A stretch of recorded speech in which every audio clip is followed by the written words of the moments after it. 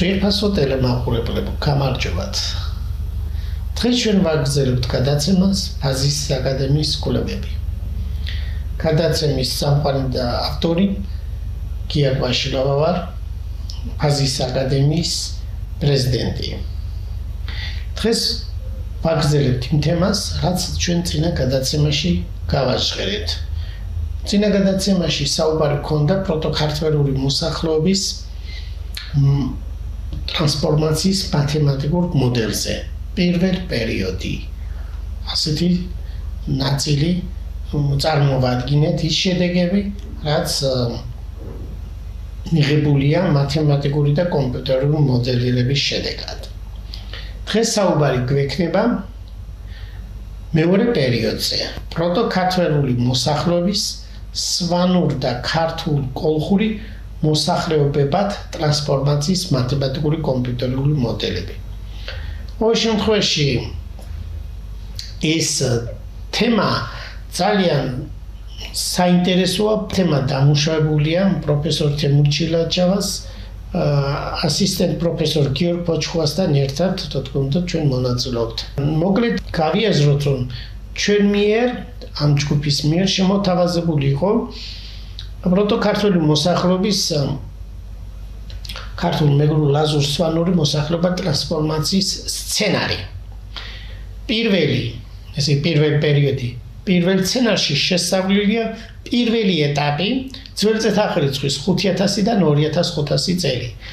ეს არის პროტოქართველური მოსახლეობის დინამიკა მათემატიკური და კომპიუტერული მოდელირების მეშვეობით მიღებული. კერძო შემთხვევაში მიღებულია ზუსტი ანალიზური ამოხსნები, ხოლო ცვლადი კოეფიციენტების ზოგად შემთხვევაში რიცხვითი ამოხსნები. ახლა დღეს რომელზეც ჩვენ საუბარი გვექნება, ეს არის მეორე პერიოდი და შესწავლილია მეორე ეტაპი ძველი წელთაღრიცხვის 2500-დან 1000 წელი ქრისტესშობამდე ევროპაში მიგრირებული პელაზგების დინამიკისათვის მიღებულია ზუსტი ანალიზური ამოხსნა. აქვე სვანური და ქართულ კოლხური მოსახლეობების ურთიერთქმედების აღწერი ორგანიზმილებიანი დინამიური სისტემა შესწავლილია კერძო შემთხვევაში. ზოგ შემთხვევაში ნაპოვნია ზუსტი ანალიზური ამოხსნები, ხოლო ზოგ შემთხვევაში დამტკიცებულია თეორემები ამ ორი მოსახლეობის, ეს არის ყოველ შემთხვევაში სვანურ კოლხურ ქართულის მოსახლეობის ურთიერთთანაცხოვრობის შესახებ, როცა არ ხდება სვანური მოსახლეობის სრული ასიმილაცია ქართულ კოლხური მოსახლეობის მიერ. დღევანდელ გადაცემაში ჩვენ დღეს განვიხილავთ მეორე ეტაპს, ესე იგი სვანური კოლხურ ქართული მოსახლეობის ურთიერთქმედების აღწერ ზოგად ცვლად კოეფიციენტებიან არაცვლი დინამიური სისტემების მოდელირებას, როგორც ეს არის მათემატიკური, ისევე კომპიუტერული მოდელირება. ცვლადი კოეფიციენტების სახით აღებულია ხარისხოვანი და მაჩვენებლიანი ფუნქციები. ჩატარებულია მრავალრიცხოვანი კომპიუტერული ექსპერიმენტი. ახლა ორივე მოსახლეობის დადებითი დემოგრაფიული ფაქტორის შემთხვევაში ნაჩვენებია, რომ სვანური მოსახლეობა დაახლოებით 0.5-დან 0.6 მილიონიდან მიუხედავად ზრდადი დემოგრაფიული ფაქტორისა ასიმილაციის შედეგად შემცირდა 0.3-0.4 მილიონამდე. ეს ასიმილაცია ხდება კოლხურ ქართული მოსახლეობის მიერ. კოლხურ ქართული მოსახლეობა კი 2.4-დან 2.5 მილიონიდან გაიზარდა, როგორც თქვით, როგორც ვამბობთ, 3-დან 4 მილიონამდე. პირველ პერიოდში ჩვენ წინა გადაცემაში რომელზეც საუბრობდით, პროტოქართველური ტომები საწყის დროში, ანუ ძველი წელთაღრიცხვის 5000-ში, ანუ თეოდრის ფულს, იყო მილიონი, გაიზარდა ორ შემთხვევას ვიხილავთ აქ ჩვენ პირველ პერიოდში. პირველ ეტაპზე გაიზარდა სწრაფად 4.5-მდე, 4.6 მილიონამდე დაახლოებით, მაგრამ მარტივად რომ თქვათ, ეკონომიკური რესურსების და სხვა რიგი ფაქტორებიდან გამომდინარე, ეს რიცხვი ვერ შეინარჩუნა და ჩამოვიდა 3.5-3.6 მიათამდე. მეორე შემთხვევა კი არის ასეთი პირველ პერიოდისა, რომ პირდაპირ გაიზარდა 3.5-3.6 მილიონამდე. ყოველ შემთხვევაში ჩვენი კვლევის შედეგად, ან ჯგუფის შედეგად, პელაზური ჯგუფის კვლევის შედეგად მიღებულია, რომ ძირითადად პირველი შემთხვევა უნდა ყოფილიყო რეალურად, ესე იგი მილიონიდან გაიზარდა პირდაპირ სწრაფად 4.6 მილიონამდე პროტოქართველური მოსახლეობა და შემდეგში გარემო პირობებიდან, რესურსებიდან, ეკონომიკური რესურსების სიმწირის გამო, შეზღუდულობის გამო, ბევრი რიგი ფაქტორიდან გამომდინარე ეს რიცხვითი მნიშვნელობა ვერ შეინარჩუნდა და ჩამოვიდა 3.5 მილიონამდე. ახლა განვიხილოთ, სწორედ დავუბრუნდეთ მეორე პერიოდს, ეს არის წელწადაღრიცხვის 2500-დან 1000 წელი, პროტოქართველური მოსახლეობის ტრანსფორმაციის მეორე პერიოდი, როდესაც დაიწყო ინდოევროპული და ნაწილობრივ სემიტური ტომების გადანაცვლება და მათი სათანადო ზემოქმედებამ პროტოქართველური მოსახლეობა დაშალა. ამ ზემოქმედების შედეგად პროტოქართულ მოსახლეობას გამოიყო ერთი ნაწილი ეგრეთ წოდებული პელაზგები, ზოგადად ყველას უწოდებთ ამას, რომლებიც რაოდენობრივად 0.5 მილიონი წავიდა, ანუ 500,000 წავიდა ევროპაში და შემდეგ მას გამოიყო პროტოქართველურს გამოიყო სვანური კოლხურ-ქართული, ანუ ზანურ-ქართული ენაზე მოლაპარაკე შტოები. არქეოლოგიური მასალების მიხედვით ჩანს, რომ ავტორები ამბობენ, რომ კრეტაზე დაახლოებით 150,000 კაცი უნდა ყოფილიყო. ანუ ეს სცენარი მუშაობს ამ მხრივ. შემდეგში ჩვენ საუბარი გვექნება მესამე პერიოდზე, წელწადაღრიცხვის მე-11 საუკუნე, წინარესვანურიდან ჩამოყალიბდა სვანური, ქართულ კოლხური, ანუ ქართულ ზანურიდან დაიშალა შემდეგნაირად ქართულ კოლხურ, ანუ ზანურ შტოებად, სამენაზე მოსაუბრე მოსახლეობის ურთიერთქმედება ამ შემთხვევაში აღიწერება სამგანზომილებიანი, ანუ სამუცნობიანი დინამიური სისტემით.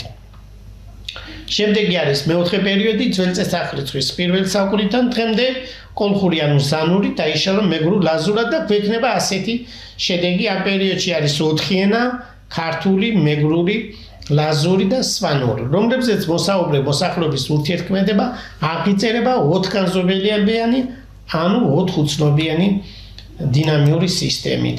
კიდევ ერთხელ გავიმეოროთ, წინა გადაცემაში გვქონდა, რა თქმა უნდა, ეს სქემა წარმოდგენილი, საერთო ქართველურ ფუზენის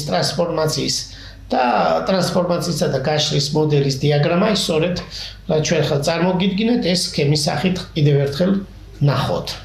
ახლა ჩვენ განვიხილოთ, როგორც ვთქვით, მეორე პერიოდის მათემატიკური მოდელირება, ანუ მეორე პერიოდი, წელწადაღრიცხვის 2500-1000 წელი ქრისტეს შობა. ორგანზომილებიანი არაცივი დინამიური სისტემა აღწერს სვანურ, კოლხურ, ქართულ ენებზე მოლაპარაკე პოპულაციების ურთიერთქმედებასა და ურთიერთგავლენას, რომელიც წარმოიშვა პროტოქართველური ენის სვანურ კოლხურ-ქართულ შტოება დაშლის შედეგად და წარმოდგენილია ლოტკა-ვოტერას ტიპის დიფერენციალური განტოლებათა სისტემა საწყისი პირობებით.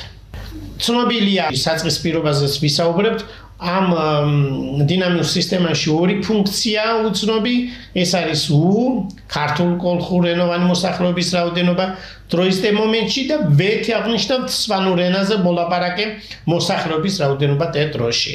ამ შემთხვევაში საწყისი მომენტი T1 არის წელწადაღრიცხვის 2500 წელი და ეს პროცესი გრძელდება T2-მდე წელწადაღრიცხვის 1000 წელი.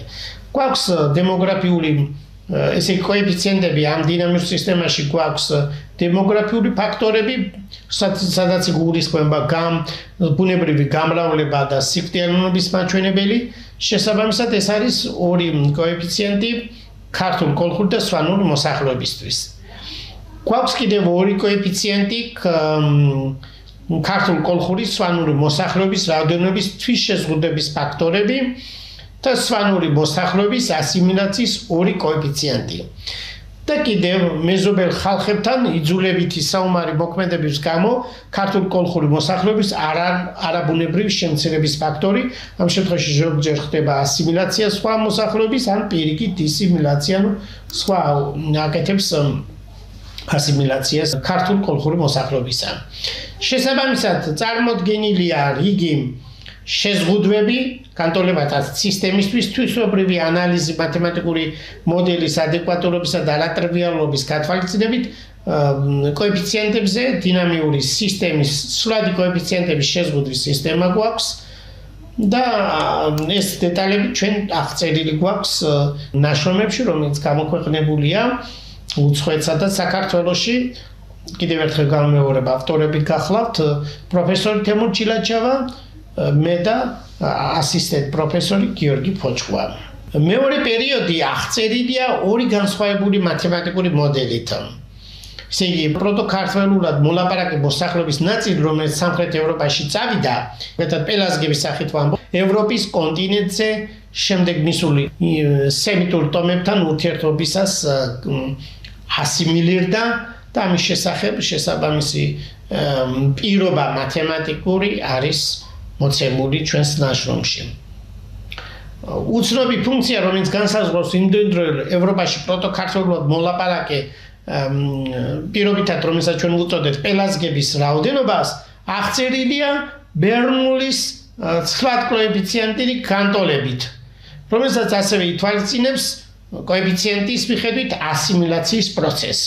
და მასზე დასმულია კოშის ამოცანა და მიღებული ამონახსნი მოცემულია კვადრატურებში და ამის სახით ჩვენ ვითვლით და ორი შემთხვევაა გარჩეული, ესე იგი პელაზგები, რომლებიც კრეტაზე და მიმდებარე სივრცეში ცხოვრობდნენ, ისინი ფაქტობრივად რაღაც პერიოდის შემდეგ პირობა არის მათემატიკურად მიღებული, რომ ასიმილირდნენ ინდოევროპელებთან.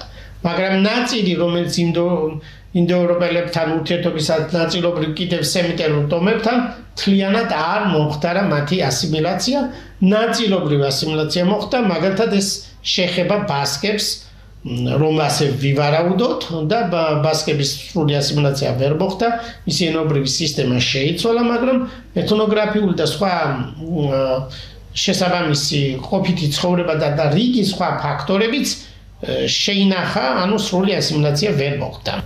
ეს არის სრული მათემატიკური და წარმოდგენა ამ პერიოდისა, რომელიც ჩვენ კიდევ ერთხელ შეგახსენებთ, ეს იდეა, რომ მათემატიკური და კომპიუტერული მოდელირება გამოყენებული იყო და შექმნილი იყო ამ მიმართულებით მოდელები, ეკუთვნის პროფესორ თემურ ჩილაჩავას.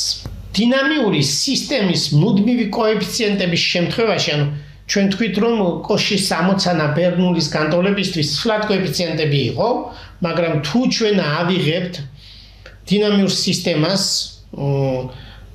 კონკრეტულად მუდმივი კოეფიციენტების შემთხვევაში, სვლად კოეფიციენტებისთვის განსაზღვრული პირობებია დასადები და ეს სხვადასხვა შემთხვევები შესწავლილი გვაქვს და ზოგადად ყველაფერი ამ ხრივ რაღაც პირობების გამომდინარე უნდა მოიხსნას, მაგრამ ამ შემთხვევაში ჩვენ საუბრობთ დინამიური სისტემის მუდმივი კოეფიციენტების შემთხვევაში, კოეფიციენტებს შორის გარკვეულ დამოკიდებულობის დროს დინამიური სისტემა დაყვანილია ლოტკა ვოლტერას განტოლებათა სისტემაზე შესაბამისი პერიოდული ამოხსნებით. ზოგადი მათემატიკური მოდელისთვის მეზობელ ხალხებთან საომარი მოქმედებების გამო კოლხურ ქართული მოსახლეობის თვითშეზღუდვის და არაბრუნების შემცირების არაწყვეტი წევრებია. მუდმივი კოეფიციენტებს შორის გარკვეულ ურთიერთდამოკიდებულების ორ შემთხვევაში ნაჩვენებია უცნობი ვექტორ ფუნქციის დივერგენციის ფაზური სიფრთხის პირველ მეოთხედში ნიშანსვლადობის შესახებ ნახევარწრფეზე გადასვლის, ანუ სხივზე გადასვლისას.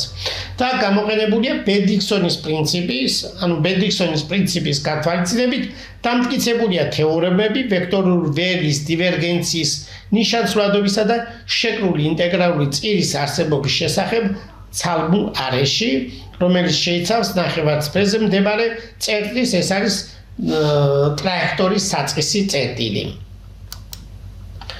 სწორედ ამ კვლევაში წარმოდგენილია მეორე პერიოდის კოლხურ ქართული მოსახლეობის ურთიერთქმედების ამღწევი ზოგადი ცვლად კოეფიციენტი ანალიტიკური დინამიკური სისტემის კომპიუტერული მოდელირება, ის მათემატიკურ მოდელირებაზე ვსაუბრობთ და ახლა ამ შემთხვევაში კომპიუტერულ მოდელირებაზე გვაქვს საუბარი, ცვლადი კოეფიციენტების სახით აღებულია ხარისხოვანი, ექსპონენციალური და ტრიგონომეტრიული ფუნქციები და როგორც გითხარით, ჩატარებულია მრავალრიცხოვანი კომპიუტერული ექსპერიმენტი.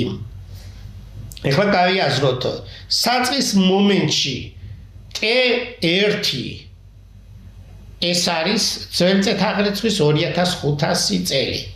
ამ დროს საწყის მომენტში კოლხურ ქართული მოსახლეობის რაოდენობა არის 2.4 მილიონი, ხოლო საწყის მომენტში T1-ის დროს კიდევ გამეორე რომ T1 არის 2500 წელი ქრისტესშობამდე, ამ დროს 0.6 მილიონია სვანური მოსახლეობის რაოდენობა.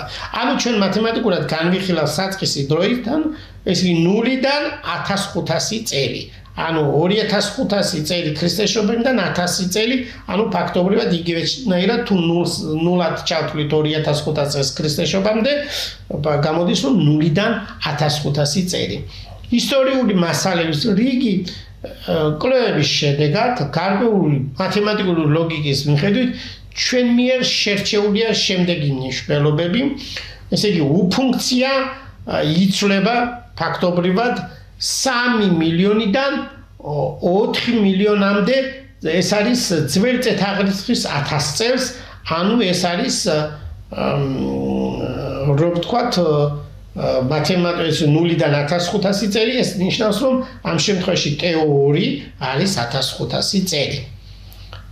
სვანური ესე იგი V ფუნქცია, რომელიც იცვლება 0.25 მილიონიდან 0.4 მილიონამდე, ეს მონაცემები არის სწორი და რიგი ფაქტორი შეგვიძლია გადავამოწმოთ ისტორიული ფაქტით, ესე იგი ძველწესაღრიცხვის 1000-ში ეს რაოდენობა სვანებისა რომ იყოს სწორია, იმიტომ რომ ცნობილია ძველწესაღრიცხვის მე-7-დან ახალწესაღრიცხვის 23 წელს სტრაბონის მონაცემებით სვანური მოსახლეობა ზოგადად მას წარმოდგენილი აქვს 200,000-ად, იქ დასახელებულია ცოტა სხვანაირი ეს რიცხვი აქვს დასახელებული, მაგრამ ზოგადად გამოყავს სვანებს ჯარისკაცები, მაგრამ ჩვენ ვფიქრობთ, რომ ეს მთლიანად არის სვანური მოსახლეობა და ეს ტექსტი, როგორც ვთქვით, სტრაბონში მე-11 წიგნის მეორე პარაგრაფის მე-19 პუნქტშია მოცემული. ესე იგი, ეს კომპიუტერული მოდელირებისას მეორე პერიოდი ძველწესაღრიცხვის 2500-დან 1000 წელი პალეჩი შესაბამისად განხილულია მათემატიკურად, ესე იგი კომპიუტერული მოდელირებით ექსპონენციალური ფუნქციების 70096 შემთხვევა, ხარისხოვანი ფუნქციებისთვის 439,056 შემთხვევა, ტრიგონომეტრიული ფუნქციებისთვის 354,294 შემთხვევა. და შესაბამისად ეს მოცემული გვაქვს გრაფიკების სახით და ეს დაბეჭდილია ჩვენს ნაშრომებში. მოცემულ კვლევაში განხილული იყო მეორე პერიოდის, ანუ მეორე ეტაპის, ესე იგი სვანურ ქართულ კოლხური მოსახლეობის ურთიერთქმედების აღწერი ზოგადი ცვლად კოეფიციენტებიანი არაცნობი დინამიური სისტემის კომპიუტერული და მათემატიკური მოდელირება, ცვლადი კოეფიციენტის სახით აღებული იყო ექსპონენციალური ხარისხოვანი და ტრიგონომეტრიული ფუნქციები, ჩატარდა როგორც გითხარი მრავალრიცხოვანი კომპიუტერული ექსპერიმენტი და რა გვაქვს ახლა შედეგად. სვანური მოსახლეობის დადებითი დემოგრაფიული ფაქტორის, ხოლო ქართული კოლხური მოსახლეობის ნიშანსვლადი დემოგრაფიული ფაქტორის შემთხვევაში ნაჩვენები იყო, რომ სვანური მოსახლეობა დაახლოებით 0.6 მილიონიდან მიუხედავად მისი სტადი დემოგრაფიული ფაქტორისა ასიმილირების შედეგად შემცირდა 0.25-0.4 მილიონამდე. მოგეხსენებათ, რომ ასიმილაცია სვანურ მოსახლეობას უკეთებდა ქართული კოლხური მოსახლეობა. ამ დროს ქართული კოლხური მოსახლეობა 2.4 მილიონიდან 3-4 მილიონამდე გაიზარდა. ამრიგად კომპიუტერულმა მოდელირებამ გვიჩვენა ცვლადი კოეფიციენტების შემთხვევაშიც ისევე როგორც მათემატიკურმა ანალიზმა მუდმივი კოეფიციენტების შემთხვევაში, რომ არ ხდება სვანური მოსახლეობის სრული ასიმილაცია ქართულ კოლხურ მოსახლეობის მიერ და ეს ორი მოსახლეობა თან აცხოვრობს ერთ გეოგრაფიულ სივრცეში. ეს იყო ჩვენი კვლევის მოკლე მიმოხილვა პოპულარულ ენაზე, ვისაც გაინტერესებს ჩვენი ჯგუფის კვლევები, ნაშრომები გამოქვეყნებულია როგორც თქვით, როგორც საქართველოში, ასევე უცხოეთში. ამიტომ შესაძლებელია ამ ნაშრომის როგორც მათემატიკოსებს თუ დაინტერესებს გაეცნონ.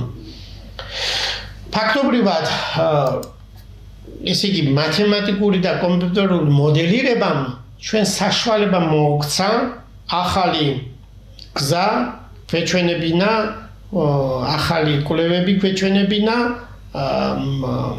ქართველურ ლინგვისტიკაში, ქართველოლოგიურ ლინგვისტიკისთვის ეს ძალიან მნიშვნელოვანი კვლევა, იმიტომ რომ ჩვენ გვეცოდინება უკვე წელიწადაღრიცხვის 5000 წელს დაახლოებით პროტოქართული მოსახლეობა, როგორც თქვით, 1 მილიონი იყო. შემდეგში 2500 წელი რომ გავიდა, ნუ წელიწადაღრიცხვის 2500 წელს ის გახდა, გაიზარდა, ორი შემთხვევა განვიხილეთ, ერთ შემთხვევაში რომ საფათ 4.6 მილიონამდე გაიზარდა და შემდეგ მარტივად რომ თქვა ეკონომიკური რესურსების შეზღუდულობის გამო ეს რიცხვები ვერ შეინარჩუნა და ჩამოვიდა, დაიწია 3.6-დან 3.5-დან შეიძლება 3 მილიონამდე. აი ეს არის ძალიან კარგი შედეგი. იქ ორი შემთხვევა განვიხილეთ, რომელზეც ჩვენ საუბარი გქონდა პირველ პერიოდში. ახლა მეორე პერიოდი, რომელშიც წარმოდგენილია წინარესვანური და ქართული მოსახლეობა, ამ პერიოდში, რომელიც დაახლოებით 2500-დან 1000 წელი, ჩვენ ეს რიცხვითი მნიშვნელობები წარმოვადგინეთ და შეგვიძლია კიდევ გავიმეოროთ. ესე იგი, ამ დროს სვანური მოსახლეობა, როგორც თქვით, 0.6 მილიონიდან ასიმილაციას უკეთებს ქართული კოლხური მოსახლეობა, ამიტომ დადებითი დემოგრაფიული ფაქტორიც ჰქონდა, მაგრამ ასიმილაციის შემდეგაც მაინც შემცირდა 0.25-დან 0.4 მილიონამდე. ხოლო ქართული კოლხური მოსახლეობა ფაქტობრივად ამ კომპიუტერული დათვლის შედეგად 2.4 მილიონიდან გაიზარდა 3.4 მილიონამდე. აი ეს შედეგი, რომელიც ძალიან მნიშვნელოვანია, კიდევ ერთხელ ვიმეორებ ქართოლოგიურ ენათმეცნიერებისთვის, გვაძლევს საშუალებას ბევრი რიგი მასალა ლინგვისტიკაში უფრო დაზუსტდეს და სათანადოდ ნათელი იყოს ის კვლევები, რაზეც ქართოლოგიაში რიგი საკითხები კითხვის ნიშნის ქვეშ იყო. ფაქტობრივად ჩვენს ამ გადაცემაში მიმოვიხილეთ მეორე პერიოდი და ეს იყო პროტოქართული მოსახლეობის სვანური და ქართული კოლხური მოსახლეობის ტრანსფორმაციის მათემატიკურ კომპიუტერულ მოდელებზე ვისაუბრეთ და ეს იყო მეორე პერიოდი. ძვირფასო ტელემაყურებლებო, დღეს ეს თემა ამით დავასრულოთ და შემდეგ გადაცემაში გვექნება საუბარი მესამე პერიოდზე, როცა მესამე პერიოდი ეს არის წელიწადაღრიცხვის 1000 წელი პირველ საუკუნემდე. წელიწადაღრიცხვით აი ამ პერიოდში იქნება სამი ენა, სვანური, კოლხური და ქართული და შესაბამის მათემატიკურ კომპიუტერულ მასალებზე, კომპიუტერულ მონაცემებზე პასუხებს წარმოგიდგენთ შემდეგ გადაცემაში, როგორც გითხარით. დიდი მადლობა ყურადღებისთვის, კარგად ბრძანდებოდეთ.